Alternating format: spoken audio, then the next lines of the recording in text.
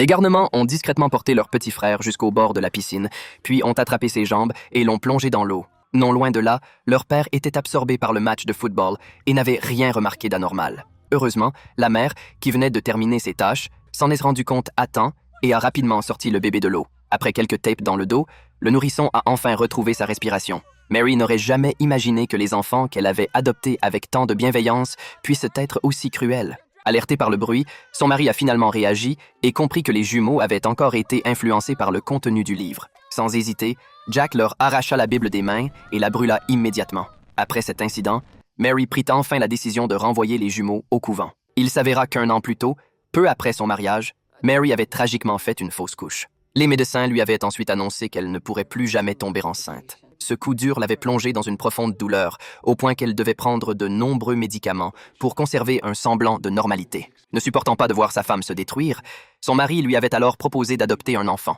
Lorsqu'ils en parlèrent avec la directrice de l'orphelinat, une paire de jumeaux arriva soudainement et vint saluer le couple. Mary leur répondit poliment, mais à ce moment-là, un violent orage éclata à l'extérieur. Effrayés, le frère et la sœur se précipitèrent envers Mary en criant « Maman, on a peur !» Mary tenta de les rassurer doucement, mais son mari ne cessait de la presser pour qu'elle aille vite choisir un enfant. Les jumeaux la supplièrent alors de rester avec eux, et Mary leur promit de revenir plus tard. Après ces mots, elle s'apprêtait à partir avec son mari, mais pour une raison qu'elle ne s'expliquait pas, elle finit par décider d'adopter les jumeaux. À peine arrivés chez eux, leur chien de compagnie se mit aussitôt à aboyer furieusement en direction des enfants, sans jamais s'arrêter.